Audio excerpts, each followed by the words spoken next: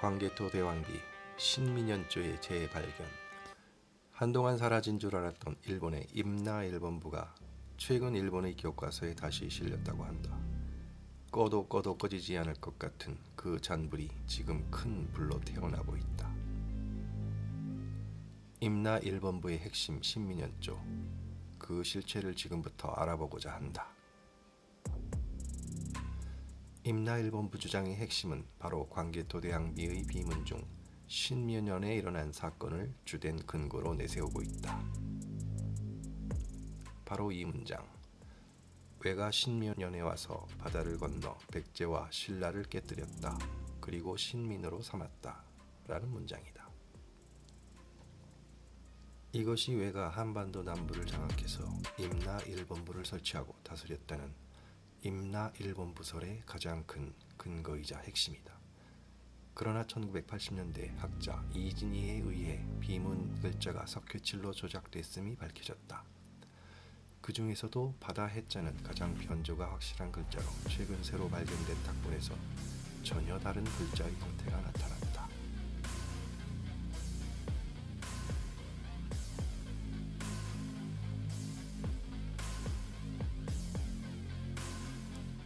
그러나 가장 확실하게 변조되었다고 밝혀진 바다 해자에 대해서 최근에 발견된 원석 탁본이 나왔지만 그것을 근거로 원래의 글자가 어떤 글자였는지 확실히 밝혀내지는 못했다.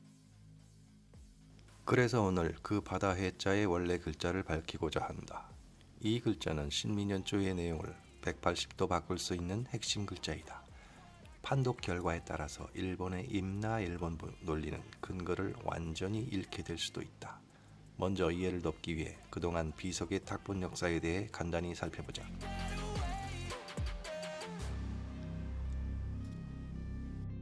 광개토 대왕비 탁본의 시기와 유형을 살펴보면 제1기부터 6기까지의 과정이 있다는 것을 알 수 있다. 1기는 준해경신이 쌍구 과목본을 만들고 비석의 일부 글자를 조작했다고 추정되는 시기이다. 2기는 1기의 부분 석회칠이 벗겨진 상태의 탁본으로 현존하는 탁본 중 가장 원래의 자형에 가깝다고 평가되는 탁본이며 오늘 밝혀지는 글자 추독의 모본인 해정본이 이 시기 탁본에 해당된다. 3기는 1기처럼 부분적인 석회질이 다시 이루어진 상태의 탁본이며 2기의 탁본과 다른 글자들이 확인된다. 이진희 참조. 4기는 비석 전면을 석회칠한 후 아주 깨끗한 탁본을 하게 되는 시기로 3기와는 또 다른 글자들이 발견된다. 5기는 4기의 석회칠이 벗겨진 상태의 탁본으로 원래의 형태에 가깝지만 세월의 흐름과 석고칠의 반복으로 2기 탁본에 비해 수준이 떨어진다고 할 수 있다. 중요한 것은 오늘 글자 추독의 모본이 되는 탁본은 가장 우수한 원래 탁본으로 여겨지는 해정본이라는 점이다. 글자를 제외한 거의 모든 부분에 석회칠이 되어 있다. 깨끗한 탁본을 위해 석회를 바르면서 쉽게 글자를 개변조할 수 있는 개연성이 있다. 기존의 해석은 석회칠이 가공된 것으로 추정되는 탁본을 바탕으로 해석이 된 관계로 근본적인 오류 가능성을 포함하고 있다.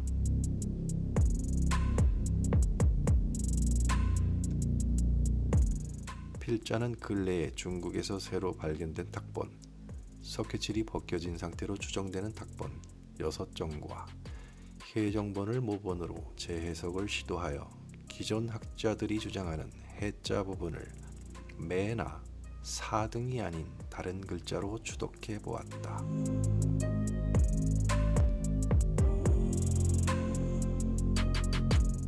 신민연조의 기존 해석을 살펴보자. 백제와 신라는 예로부터 고구려의 속민으로 줄곧 조공을 해왔다. 그러나 왜가 신민연에 와서 바다를 건너와 백잔과 신라를 무너뜨리고 그들을 신민으로 삼았다. 그럼 실제 탁본과 대조하면서 그 글자의 진실을 알아보자. 추독에 사용되는 탁본은 해정본으로 2014년 동북아 역사재단이 출간했으며 국내외 탁본 중에서도 매우 선본이라는 평가를 받고 있다. 이 부분이 가장 문제가 되는 신민연조의 도해파 부분이다. 언뜻 보아서는 글자가 있나 할 정도로 매우 거칠게 보인다. 이 해종본에서는 맨 아래 깨뜨릴 파자의 윗부분이 잘려져 아랫부분은 다른 종이가 붙여져 있다. 이는 글자에 대한 지식이 없는 사람이 재본을 했다는 추정이 가능하다. 그러나 세 글자의 세로와 중심을 맞추어 보는 데는 문제가 없으며 도자 위의 글자들과 맞추어 보면 도자는 오른쪽으로 많이 치우쳐 있다는 것도 알 수 있다.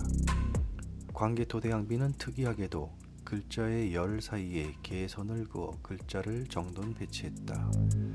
양 측면으로 표시한 파란 선 안쪽에 글자가 위치하고 있다. 탁본을 바탕으로 세 글자를 균등한 크기로 구획을 나누었고 세 글자는 빨간 네모칸 안에 위치해야 한다.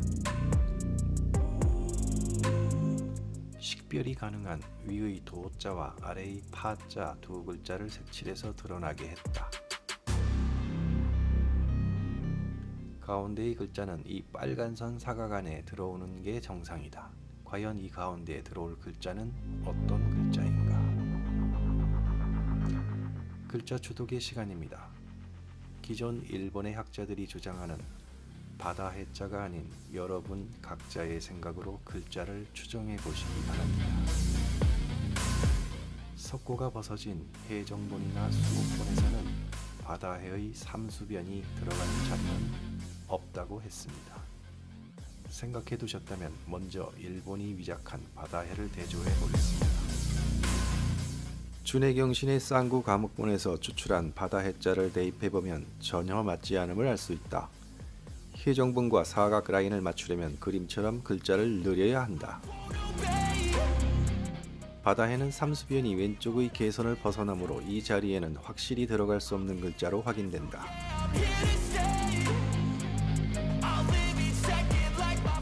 일본이 그동안 주장했던 바다해는 거짓이었음이 확실하게 드러난다. 그럼 또 다른 글자인 매양매를 대조해보자.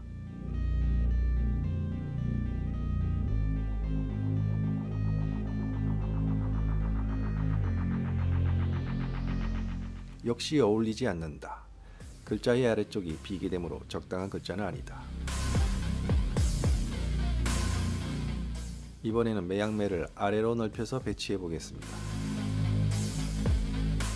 매양매자를 늘려서 아래선을 맞추면 가운데의 선 간격이 서로 달라진다. 글씨는 간격이 중요한 구성 요소이다.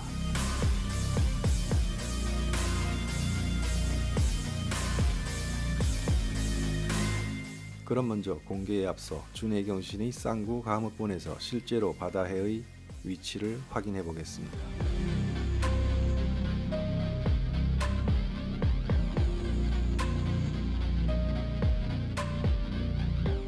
특이한 점은 바다해의 삼수변과 아래의 깨뜨릴 파의 돌석 부분도 왼쪽으로 돌출되어 있다는 점입니다.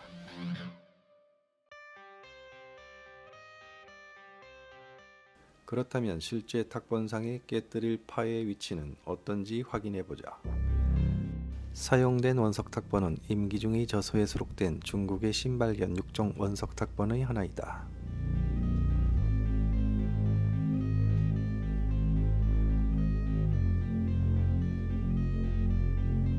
네 글자 중 유독 파자만 위치가 이동되는 것을 확인할 수 있다.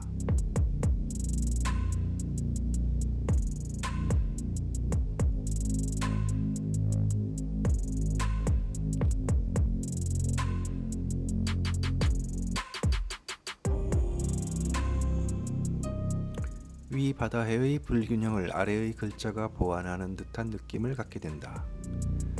혼자 보내기는 외로워 하나를 더 보내주는 자상함. 그럼 이곳에 들어갈 글자는 과연 어떤 글자인가?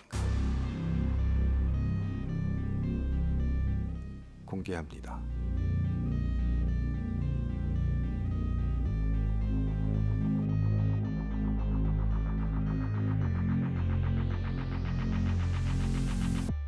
남역 남.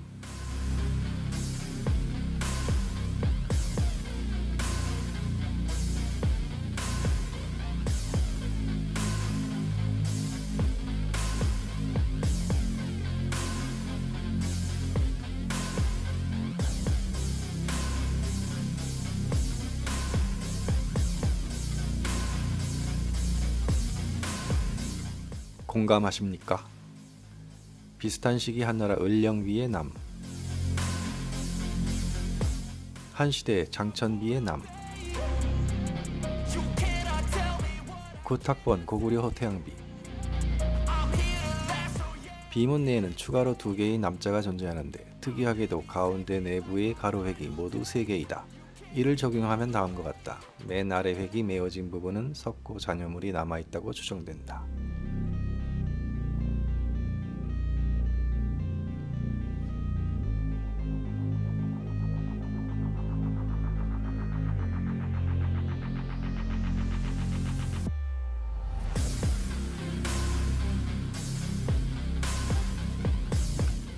여러분의 생각은 어떠십니까?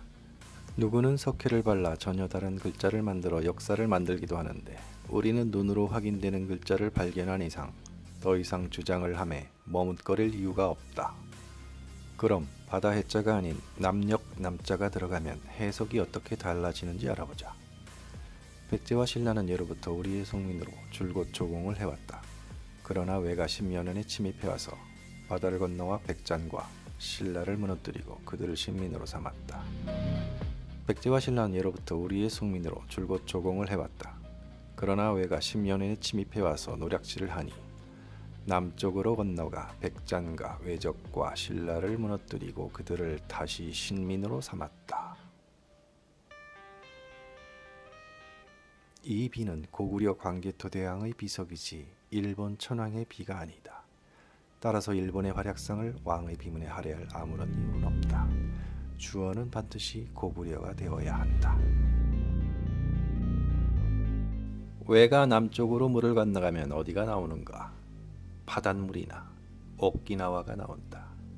고구려가 남쪽으로 건너가면 백제와 내통한 외를 만나고 신라를 만나게 된다.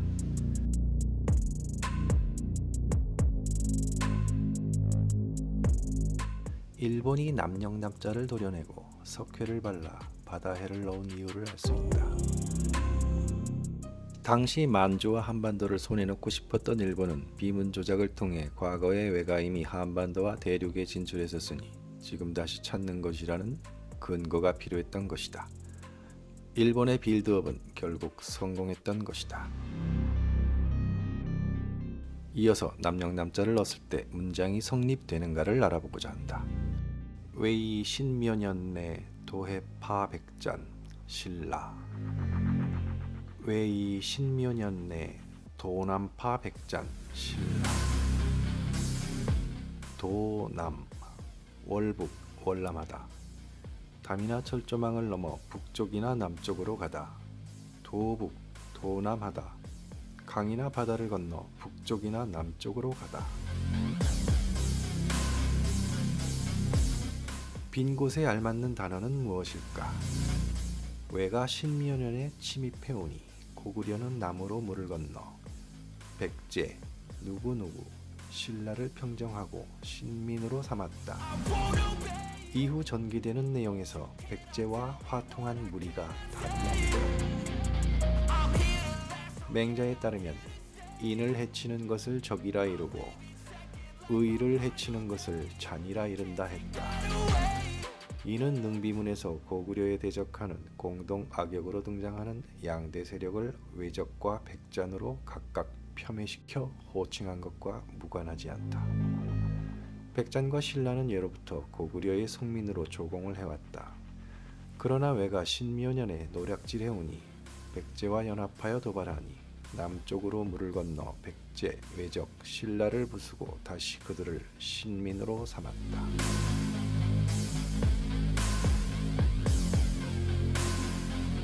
속민과 신민. 속민은 같은 민족이면서 속국 일대의 표현이다. 신민은 같은 민족이 아닌 경우의 표현이다. 따라서 위의 내용상 세 집단을 평정하면서 백제와 신라는 혈족이지만 외적은 혈족이 아니므로 속민이 아닌 신민이라는 표현을 했다고 추정된다. 백잔, 땡땡 신라. 유독 2글자만 사라진 것은 우연인가? 고의 파손은 아닌지. 우측 상단에서 일정하게 내려오던 비석의 균열이 백제와 신라 사이에서 갑자기 넓어지기 시작한다.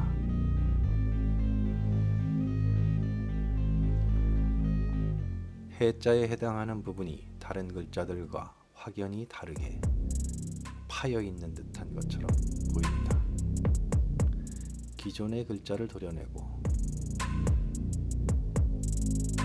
석고로 메운 뒤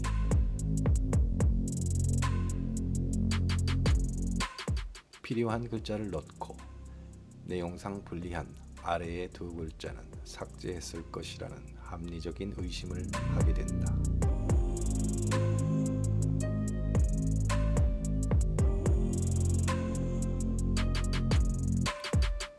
판단은 여러분의 몫이다. 눈으로 보이는 글자의 판독을 특정인 몇몇에게 맡겨야 할 이유는 없다. 정상 시력과 판단력을 가진 사람이라면 누구나 잘못된 글자와 올바른 글자를 가려낼 수 있는 것이다.